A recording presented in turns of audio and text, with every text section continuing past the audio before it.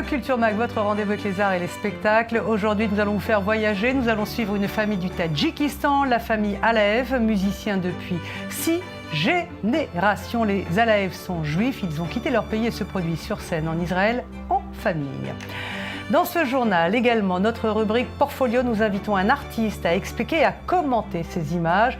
Cette semaine, le Portfolio est assuré par Daniel Tchitchik. Il dirige le blog photo du journal israélien Haaretz. Et puis, pour rester dans les images et dans le visuel, nous ferons un focus sur une petite tendance, le maquillage trompeur. Est-ce que c'est de l'art? Est-ce que c'est de l'art éphémère? Eh bien, on vous le dira.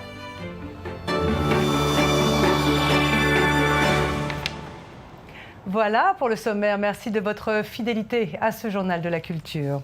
Il a été précurseur bien avant la vague du porno chic et puis des déballages à la télévision. En 1969, déjà, Paul Mazursky réalisait l'une des comédies les plus osées sur les difficultés de la conjugalité avec le célèbre Bob et Alice, Carol et Ted. Mazursky signait la première comédie sur l'échangisme. Le réalisateur américain, 5 fois nominé aux Oscars, vient de s'éteindre à Los Angeles. Réalisateur bien sûr, mais aussi acteur. Paul Mazursky a joué pour Stanley Kubrick, Brian De Palma, on l'a vu également dans Les Sopranos. Paul Mazursky a adapté le film français Boudu, sauvé des eaux. C'est devenu Le Clochard de Beverly Hills. Il a réalisé également le magnifique Une femme libre. Il est mort à 84 ans aux États-Unis. Depuis, les hommages se succèdent. Gilles Jacob, Bette Midler, Mel Brooks, c'est sur la toile. On connaît la famille Grus, la famille Coppola, la famille Houston. Voici maintenant la famille Alaev, musiciens depuis plus de 6 générations. Les Alaev sont les tout derniers juifs du Tadjikistan, une petite république qui borde entre autres l'Afghanistan et où l'on parle majoritairement l'iranien. Installés en Israël depuis 1991, les Alaev viennent de donner un concert à Tel Aviv. Alors les caméras du Culture Mag n'ont pas pu s'empêcher de les suivre. Daniel Campos, Pazit donc avec Charlotte Attal.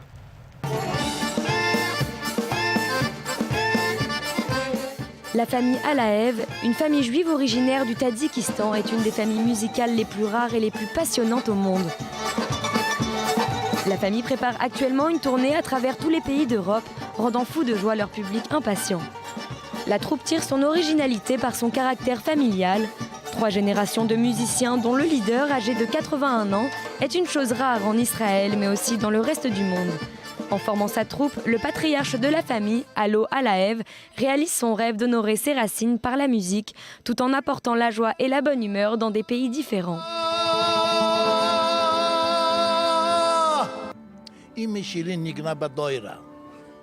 Mon père était un grand chanteur à Samarcande et ma mère jouait le doïra. Mes parents m'ont transmis tout l'art de la musique. Quand j'ai eu 9 ans, ma mère est morte. Immédiatement après son décès, j'ai commencé à travailler ma musique que j'ai ensuite fait partager.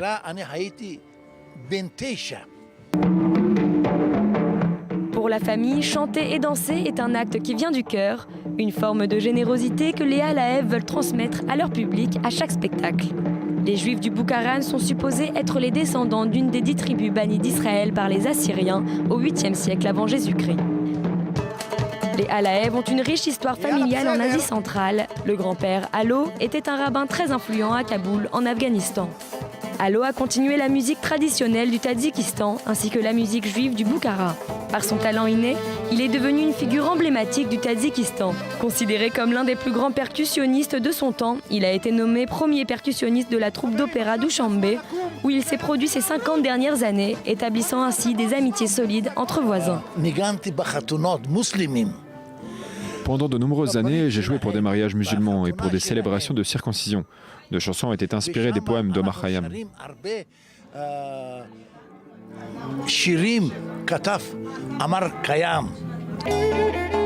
Mais en 1991, la vie pour les Alaev change radicalement. Les violences s'intensifient au Tadjikistan suite au démantèlement de l'Union soviétique. Le patriarche a décidé qu'il était temps pour lui et sa troupe multigénérationnelle de s'installer en Israël, où ils ont pu trouver un public international et fidèle. Chacun des membres est un musicien expérimenté. Sur scène, on y trouve le petit Abraham, âgé de 3 ans seulement, et la charmante Amanda, qui, à 10 ans, a sa propre chanson. Ne parlant pas le tadjik, elle a appris la phonétique pour chanter.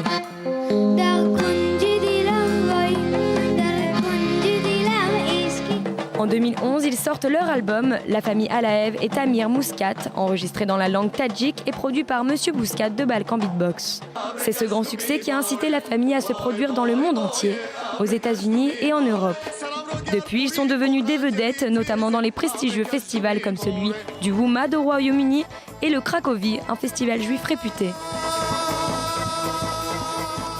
Les membres de la bande Alaev, âgés de 3 à 81 ans, se répondent en musique par une variété d'instruments comme le kanoun, le doïra, le darbouka, l'accordéon, la clarinette, le violon et la basse.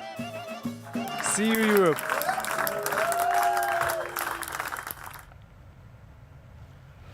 Tout de suite, l'agenda des expositions, les highlights. Et juste après, eh bien, nous parlerons images avec le portfolio de la semaine. Et puis nous parlerons également maquillage.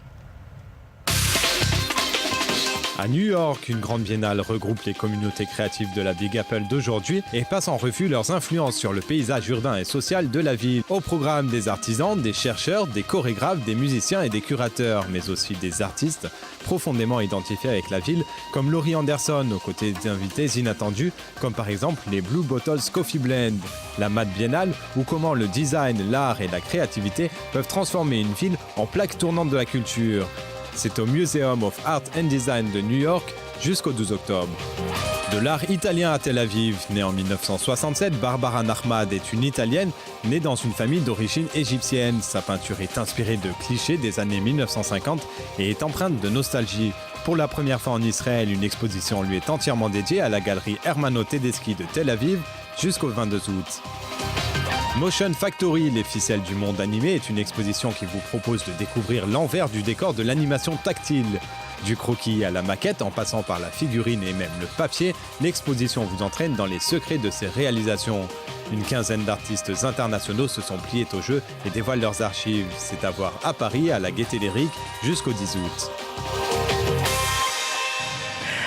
C'est l'heure du portfolio maintenant. Le portfolio, c'est un exercice très simple. C'est un artiste qui vient nous parler de ses photos. Et nous recevons donc Daniel Tchetchik. Bonjour Daniel, merci d'être avec nous. Vous êtes photographe, vous dirigez la rubrique Exposure. C'est un blog photo hebdomadaire dans le journal israélien Haaretz. Et vous fêtez les 1 an, Daniel, de ce blog en organisant une exposition à Tel Aviv, Jaffa en Israël, avec une centaine de photos et 25 artistes. Nous sommes très heureux de célébrer les 1 an du blog photo du journal. Haaretz a d'ailleurs gracieusement financé cette grande exposition. 25 photographes et moi-même présenterons des travaux. C'est un travail important et ma partenaire Moran Choub m'a aidé à faire de ce projet ce qu'il est maintenant. Alors, on va faire l'exercice du portfolio. On va commenter ensemble les images que vous avez sélectionnées. On commence par l'artiste Zoé Grindehar. On va voir ce qu'elle fait. Zoé a fait un travail très sérieux et stupéfiant l'été dernier. Au lieu d'envoyer ses enfants en colonie de vacances ou de les laisser devant la télévision avec un iPhone pour jouer, elle a décidé de faire un jeu de photographie avec ses enfants dans son salon tous les jours, avec des arrière-plans, des accessoires différents et des éclairages spéciaux. Ce n'est pas comme si elle leur disait seulement quoi faire, il faisait partie du processus. Parfois elle s'est prise en photo avec eux, parfois c'est un de ses enfants qui a pris la photo. C'est ce qui donne à la série ces images incroyables. C'est pas problématique de photographier des enfants? Est-ce qu'il y a eu des réactions en Israël? On se souvient des problèmes avec Irina Ionesco, notamment en France. Oui, autant à travers mes yeux ça a été quelque chose de magique et plein de fantaisie, autant certaines personnes ont trouvé ça un peu provoquant et se sont demandé pourquoi nous montrions des enfants de cette façon. Pour moi, ce travail effleure la limite de la provocation, mais ce n'en est pas une. On va choisir l'autre artiste, Gillian Loeb. Photo qui est dure, la jeune femme est brûlée. Gillian Loeb est une photographe de renom. Elle travaille beaucoup pour le New York Times et de grands magazines. Elle a réalisé une série appelée Testimony, où elle a photographié des gens affectés par le conflit des deux côtés. Elle montre simplement ce qui leur est arrivé, d'où ils viennent. Elle veut montrer à quel point nous sommes stupides et que nous ne nous rendons pas compte de ce qu'est un conflit. À l'heure où nous parlons, je vois défiler les nouvelles du jour. Rien ne change, alors que ce projet a été réalisé il y a presque 10 ans. Les gens ont accepté de poser? Bien sûr, c'était compliqué, mais les gens ont voulu refléter ce qui leur est arrivé.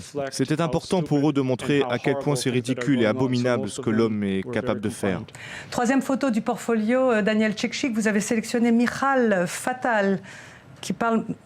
On a l'impression qu'on est dans l'intégration, dans la middle class israélienne.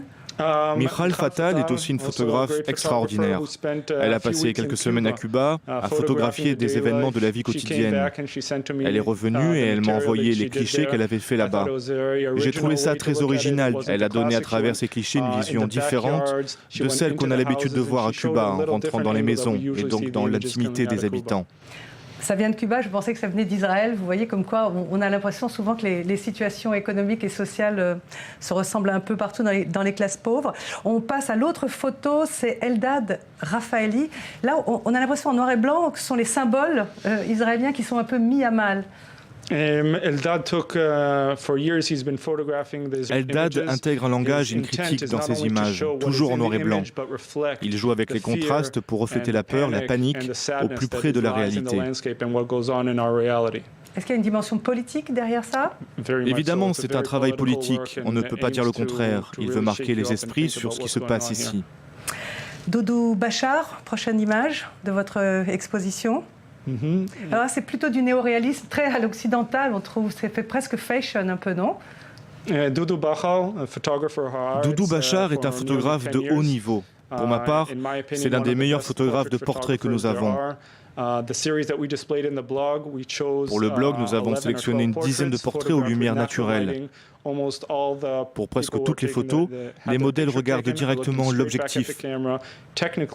C'est une technique incroyable, on ressent les émotions qui s'en dégagent. On va terminer, Daniel Cekcik, l'exercice du portfolio avec le dernier artiste, Itai Bar Joseph. Et là, pareil, on ne sait pas bien où ça se situe, cet intérieur un peu ancien avec un écran là, qui éclate la photo. Itai Bar Joseph était photographe amateur et businessman dans la vie. Un jour, il a une idée et il a décidé de se lancer sérieusement dans la photo selfie et d'apporter sa touche personnelle à ce mouvement. Désormais, pendant ses déplacements professionnels, il s'amuse à se prendre en photo. Il se met en scène dans ses chambres d'hôtel. C'est un travail magnifique. Merci Daniel Cekcik. Une dernière question très très courte parce qu'on n'a pas beaucoup de temps. Dans le blog photo de Haaretz que vous tenez, qu'est-ce qui fait que vous refusez des photos?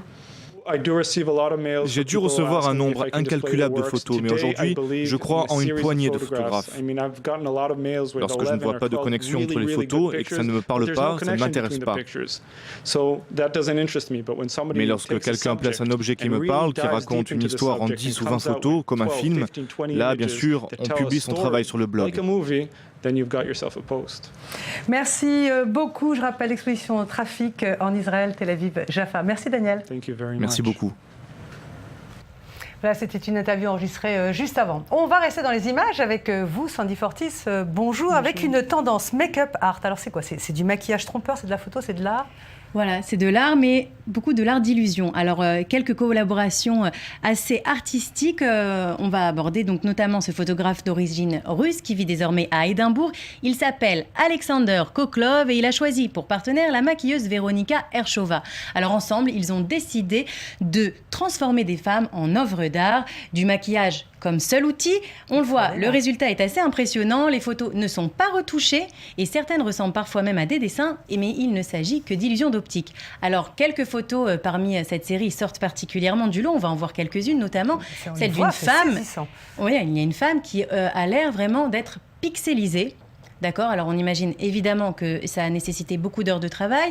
Autre style, cette femme qui est un peu, c'est extraordinaire. Un petit peu, mais il y a une femme aussi qui semble avoir été faite en fait un dessin de fusain. Et enfin, pour ça, montrer... c'est du maquillage, c'est une vraie femme. Ça, c'est du maquillage, c'est une femme, on reconnaît un peu quand même les photos, les cheveux, pardon. Et pour finir, pour montrer que les artistes ne manquent pas d'humour, une photo de Marge Simpson, qui n'est en fait effectivement que réalisée en maquillage. Et c'est pas les seuls à faire ça, est-ce qu'il y en a d'autres ? Non, effectivement, d'autres artistes se sont amusés à faire ça, mais cette fois, il s'agit d'une femme qui travaille seule et sur elle-même. Alors, elle s'appelle Maria Malone Gerba, c'est une maquilleuse londonienne qui a beaucoup travaillé dans des films, exactement, sur des tournages de films. Alors, elle reproduit sur son visage des visages de célébrités. Et donc, elle s'amuse à créer des effets 3D, elle se transforme en Nelson Mandela, en Bob Marley, en Jack Nicholson dans Shining, et on le voit à l'image, le processus, différentes étapes, c'est assez hallucinant. Elle le fait surtout sur elle-même, ce qui est un exercice très très difficile à réaliser. Et à l'occasion de la Coupe du Monde, elle s'est amusée également à reproduire des visages de footballeurs britanniques très célèbres. Il s'agit de Daniel Sturridge et Wayne Rooney. Extraordinaire. Et pour honorer la Coupe du Monde, on aurait quelque chose ? Un dernier petit clin d'œil, c'est une autre maquilleuse britannique qui est aussi spécialiste du body painting qui, elle, s'est transformée, voilà, elle s'appelle Emma Allen, elle s'est transformée en Coupe du Monde.